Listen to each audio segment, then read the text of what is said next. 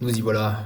Bonjour à tous, bienvenue sur la Circum. Ici, c'est Sina. On se retrouve sur un marché des crypto-monnaies en pleine saignée avec des grosses pertes sur 24 heures évidemment, sauf les stablecoins dans lesquels les investisseurs peuvent se réfugier notamment. Et des nouvelles majeures qui provoquent cette baisse avec l'Allemagne qui vend ses BTC, le retour des BTC restitués de Mongox pour la énième fois et les mineurs qui inondent le marché en vendant leurs réserves. Ce sont les principales raisons évoquées pour la chute actuelle des crypto-monnaies. Est-ce que c'est la fin des cryptos pour autant? Est-ce qu'on doit récupérer notre argent et partir de ce marché volatile et beaucoup trop douloureux?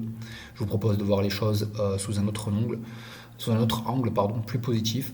Et rappelons-nous que le marché peut rester aussi longtemps irrationnel qu'il le veut, aussi longtemps irrationnel que nous sommes solvables. Donc restons prudents, gérons notre risque, alors que de nombreux investisseurs aux mains faibles vendent des projets à perte alors qu'ils continuent d'être intéressants et ces projets continuent de se développer et de construire. Sans plus attendre, rentrons en détail voir ces informations. Donc Mangox, cet exchange unique à l'époque en 2013, si je me souviens bien. C'était le seul endroit sur la planète, le seul site internet sur la planète où on pouvait acheter du BTC. Victime d'un piratage, faillite, récupération donc, du liquidateur japonais qui, après 10 ans de procédure, annonce qu'il va rembourser en BTC les détenteurs légitimes de ces cryptoactifs qui ont perdu tout leur investissement avec la chute de cette plateforme. On n'a pas de date pour autant. Voilà, on nous dit vaguement que ce sera pour début juillet. Cette information, ça fait plusieurs fois que je la vois revenir, alors c'est toujours la même chose. Et puis parfois, on a des témoignages directs de gens qui sont en attente de récupérer leur BTC, qui disent ben, moi, j'ai toujours pas de nouvelles officielles, donc voilà, on ne sait pas. Donc évidemment, ça arrivera un jour. Si ça arrive début juillet, ben, tant mieux pour ceux qui vont les récupérer, c'est une très bonne chose. Mais voilà, ça provoque une peur toujours disproportionnée, selon moi. Ensuite, les mineurs qui nous trahissent, les mineurs qui vendent 30 000 BTC au total, on atteint des plus bas historiques. Et donc ça continue à provoquer un effet de panique actuellement. Et l'Allemagne, qui est le plus gros détenteur de BTC au niveau européen, donc bah, qui vend petit à petit ses BTC, donc déjà 325 millions en 2 jours. Est-ce qu'ils les vendent pour être OK avec la régulation européenne ou est-ce qu'ils les vendent pour continuer à donner des fonds à un président illégitime, un drapeau bleu et jaune amateur de sucreries en poudre blanche? Je n'en sais rien, mais toujours est-il que ça continue à amplifier le phénomène. Et qui achète? Qui achète dans ces moments-là pendant que les grosses informations font paniquer les petits investisseurs aux mains faibles et au cœur si sensible? Les grosses baleines, les hommes à succès, les gens avec lesquels on a envie de manger à la même table. Et Michael Saylor, 10 millions, qui pense que le BTC vaudra 10 millions de dollars par unité. Donc évidemment pas demain la veille, pas sur ce cycle-là, peut-être pas le prochain cycle, mais selon lui ça devrait arriver. Je vous rappelle que Michael Saylor c'est plus de 222 000 BTC, donc plus de 1% de la supply maximum. Donc très intéressant de voir cet enthousiasme. Donc évidemment il prêche pour sa paroisse. Peut-être qu'on n'ira pas à 10 millions, on pourra, mais bon, 1 million, moi je pense que oui, c'est largement faisable, surtout si ça continue d'être accepté à cette vitesse par les États, par les institutions. C'est vraiment intéressant et je pense vraiment qu'il faut en avoir entre 30 et 40% dans son portefeuille. 50%, c'est aussi une très très bonne chose d'avoir 50% de BTC. Le reste, c'est des petits investissements, c'est du gambling, c'est du casino, c'est des paris. Mais le BTC pour moi, c'est un actif long terme qui ne se vend pas. On a cette rumeur comme quoi il serait encore actuellement en train d'acheter du BTC. Il n'en a pas suffisamment sur lui. Donc imaginez acheter un actif aujourd'hui coté à 61 000 qui vaudrait 10 millions de dollars dans peut-être 10 ans. Waouh, c'est magnifique. C'est plus de fois 10 assuré. C'est vraiment très bon. Le document officiel qui parle donc du remboursement des BTC issus du piratage de Mongox. Très bien, on nous dit que ce sera pour beginning of July, donc début juillet 2024. Écoutez, on verra bien. Moi, je pense qu'il faut pas se laisser happer par le bruit. Il faut continuer de suivre le plan. Robert Kiyosaki, voilà, qui envoie un message pour donner de la force. Le BTC est en train de cracher. Beaucoup de gens devraient céder à la panique et vendre selon lui. Et lui, il est en train d'attendre pour acheter plus. très bien. Il dit que le marché, ben, ça va en haut, ça va en bas. Il y a beaucoup de gens qui paniquent et que si c'est trop pour les petits investisseurs, eh ben, ils devraient tout simplement partir et retourner à leur cher et tendre boulot dans leur zone de confort. Zone de confort ben, qui leur donne ce qu'ils méritent, à savoir juste assez pour payer un loyer ou un crédit, manger et partir 2 à 5 semaines en congé payé ou pas payé. Mais voilà, et puis il y a d'autres les gagnants. Donc évidemment, tout ça, comme il dit dans son tweet, tous ces deux genres de profils sont les deux faces d'une même pièce. Évidemment, il faut des perdants pour qu'il y ait des gros gagnants, et les gros gagnants ben, font les perdants. Il n'y a pas de secret, d'autant plus qu'avec la crypto-monnaie, la blockchain, tout est transparent, donc il n'y a pas de création monétaire ou de je ne sais quoi. Donc voilà, je préfère m'asseoir à la table des Michael Saylor et Robert Kiyosaki. Le sentiment de confiance qui a évidemment beaucoup baissé, qui était à 71, 72 pendant un long moment, de longues semaines, et pouf, il revient à 50, donc neutralité. Une neutralité qu'on retrouve aussi sur le sentiment des investisseurs, où on voit vraiment un tiers de baissier, un tiers de haussier et un tiers qui ne se prononce pas. Les liquidations sur 24 heures, spécialement sur BTC, on est à 140 millions de dollars de liquidés pour ceux qui sont haussiers, avec des leviers un petit peu trop agressifs. Alors que le prix descend, dump de manière verticale, les fondamentaux restent les mêmes, puisqu'on est toujours au plus bas sur les BTC disponibles sur les actifs, sur les exchanges centralisés type Binance, Coinbase, Kraken et consorts. Donc pour moi, plan à suivre, d'autant plus que le stock to flow model nous montre que tout se passe comme prévu, hein, code couleur rouge, juste après le halving, on transige en horizontal. Alors oui, une baisse de 5 000 $, ça fait mal à nos petits portefeuilles, mais sur le stock to flow model, avec des paliers algorithmiques où à chaque fois on multiplie par 10, c'est une baisse voilà, tout à fait insignifiante. Et après, quand on va passer en code couleur orange, donc code couleur orange, je crois que c'est 3 mois après le halving, on va continuer à monter. Et en orange, il faudra commencer à penser à sortir, ou même peut-être sortir avant, on verra bien. Mais en tout cas, ce qui est sûr, c'est qu'en ce moment, même où j'enregistre cette vidéo, on est en survente, on est survendu. Et c'est dans ces moments-là qu'il est très intéressant d'acheter, de boire du sang comme un vampire de la crypto, en quête de chair fraîche. Pardon pour mes métaphores, je suis un petit peu en forme aujourd'hui. Ensuite, la dominance de BTC, c'est-à-dire sur 100 $ investis, on a plus de 50 $, donc 54 $ en BTC. Le BTC, donc comme on le voit de plus en plus, accepté comme valeur de refuge, cette dominance qui n'a cessé de monter depuis novembre 2022, donc avec le marché baissier, avec l'acceptation des ETF, etc. Donc la liquidité va d'abord sur le BTC. Et une fois qu'elle sera bien entrée sur le BTC, les gens vont se dire: ok, c'est cool, mais maintenant, moi, je veux gagner plus. Je veux pas faire un simple plus 20%, plus 40%. Moi, je veux faire un plus 5000%. Parce que les gens sont cupides, les gens aiment jouer, les gens aiment cliquer, les gens aiment passer des ordres de vente. Et donc, ils vont passer sur des petites caps. Donc, alors, ils vont aller sur CoinMarketCap, CoinGecko. Ils vont regarder les petites caps. Ils vont aller voir sur les différents narratifs, donc par catégorie IA, gaming, métaverse, d'épines, etc., etc. Et puis, ils vont trouver leur petit show favoris, et c'est là où je pense que l'inversion va se faire. Mais d'abord, l'inversion, on va la voir sur BTC Ethereum. On voit que ça se maintient. Non, c'est pas ce graphique-là, pardon. Alors, on va y aller en direct. On va trouver Ethereum BTC.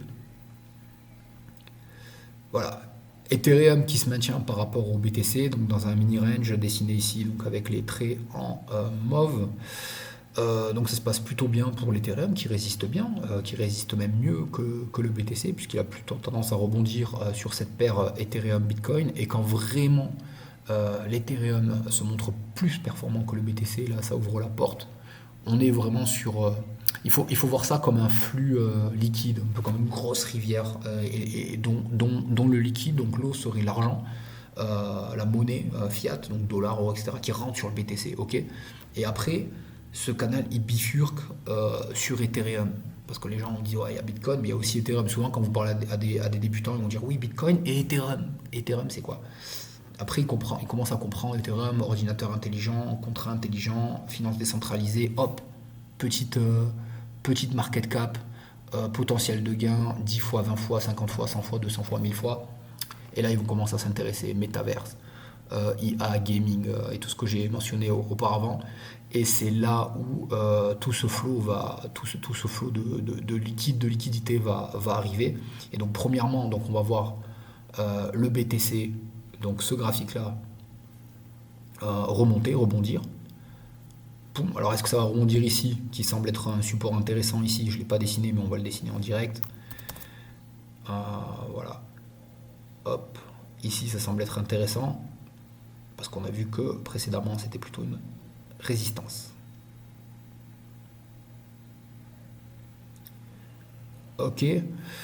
Donc est-ce que ça va rebondir ici? Est-ce que ça va rebondir ici? Nous verrons bien. Mais en tout cas, premièrement, BTC, ça va monter. Ensuite, BTC va retracer un petit peu et l'Ethereum va prendre de la force sur le BTC. Et une fois que l'Ethereum aura pris de la force sur le BTC, on aura toutes les crypto-monnaies, donc ce graphique, toutes les crypto-monnaies, moins le BTC et moins l'Ethereum. Et là, on va remonter. Donc là, pareil, on est revenu sur des zones d'achat vraiment intéressantes. Hein. Zone d'achat numéro 1, zone d'achat numéro 2. On a du mal à tomber là de ce support, donc c'est plutôt bon signe pour les gens qui ont déjà des crypto-monnaies donc comme moi, et plutôt bon signe pour ceux qui ont du cash, puisque c'était intéressant d'entrer ici, c'est intéressant d'entrer là, et voilà pour moi ce qui devrait se passer, alors pas en quelques heures, pas en quelques jours, mais je pense plutôt en quelques semaines, voilà, le temps que tout cela se fasse.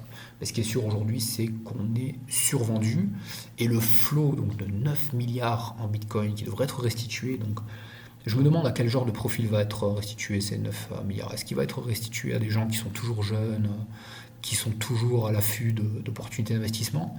Est-ce que ça va être restitué à des gens qui n'y comprennent rien, ils vont rien toucher parce qu'ils ne sauront pas manipuler, etc. Ou alors ils ne vont pas répondre aux emails. Ou alors est-ce que ça va restituer automatiquement à des wallets dont les gens n'ont plus les clés? Je ne sais pas. Est-ce qu'il y a des gens qui sont décédés depuis cette période-là? Bon, certainement que ça doit arriver, mais ça ne doit pas être la majorité des gens. En tout cas, c'est pas ce que je souhaite pour les gens, évidemment. Moi, je souhaite qu'ils récupèrent leur BTC et qu'ils s'en profitent un max. Mais en tout cas, ce qui est sûr, c'est que moi, et je pense qu'il y a beaucoup de gens qui vont réfléchir comme moi, je pense qu'aujourd'hui, si on me passe 10 BTC ou 100 BTC, ou peu importe, ou plus, évidemment que je vais en garder la majeure partie. Moi, je les mettrai en collatéral, et avec ce prêt, j'irai chercher des petites capes, ou même pas forcément des petites capes, hein, mais j'irai chercher des capes garanties comme le Tao, comme l'Ethereum, comme le BNB. Alors Solana, non, pour des raisons qui me sont personnelles.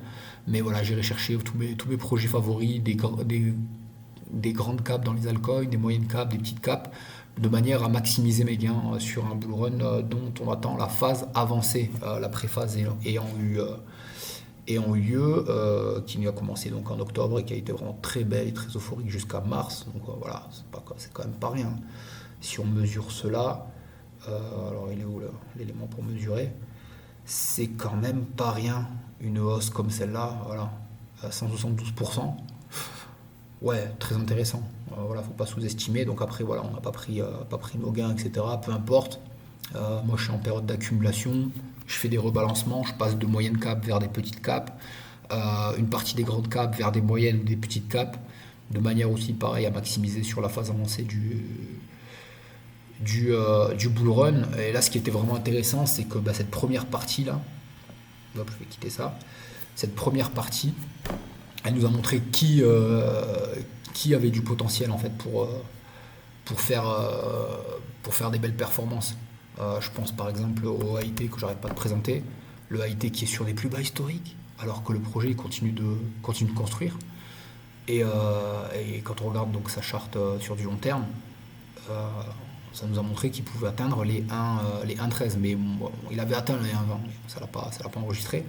Aujourd'hui à 6-7 centimes, évidemment, si le projet ne meurt pas, moi je ne suis pas devin, si le projet ne meurt pas, je pense que c'est garanti de 7 centimes, on retourne à 1,20. Et comme c'est un projet qui va de sortir, et qui même à 1,20 il était peu valorisé, aujourd'hui c'est un projet qui pèse moins de 6 millions. Si on est sur un projet moyen, il pourrait peser entre 200 et 300 millions, mais même 200 millions, ça nous fait quand même un fois 40. Après, si on est sur un projet à gros succès, il peut atteindre le milliard. Voilà, le milliard, on est à x200, quoi. Donc très intéressant. Donc après, à vous à chiner, à regarder vos projets, pourquoi ils vous plaisent, comment est partagé, donc comment sont partagés l'actif, ce qu'on appelle la tokenomics. regarder la charte, le sentiment de la communauté, etc. Moi, je regarde beaucoup la technologie. Je pense que l'écosystème de Cosmos, tout ce qui est Cosmos, Osmosis, etc. Donc il y a le ING qui résiste bien, le ING qui est déjà une grande cap, mais qui est revenu sur des prix vraiment intéressants pour rentrer. Bon, ça fait longtemps qu'il est resté sur les 20 $. Moi personnellement, j'ai raté tout ça là, et je suis rentré ici vers les 25-20. Voilà, il y en a tellement d'autres. Il y a ING, il y a. Voilà, à vous de faire vos recherches. Voilà, moi, je suis pas conseiller financier. Sinon, venez sur le Discord, venez discuter un petit peu, voir les différents portefeuilles qu'il y a dans la catégorie wallet. Moi, à chaque fois que je vois quelque chose qui m'intéresse, qui retient mon attention, je mets une note sur 5, un texte de présentation et je mets ça. Donc, vous trouverez le lien sur mon site web, lacircum.com. Vous allez en bas et vous trouvez le lien vers le Discord. Tout est épuré, Telegram, X et LinkedIn. Ben, mon LinkedIn, c'est vraiment le minimum. Je ne sais pas si je vais garder, on verra. Mais en tout cas, c'est ces trois-là qu'il faut vraiment suivre si vous voulez avoir mes derniers avis et dernières opinions. Voilà, j'ai fait le tour de ce dont je voulais parler. Vidéo, voilà, avec un timing tout à fait correct. J'espère que ça vous a plu et on se retrouve à très bientôt. Et surtout, n'oubliez pas de garder la force pour faire rugir le lion des crypto-monnaies qui se trouve en vous. Je vous dis à très bientôt. Au revoir.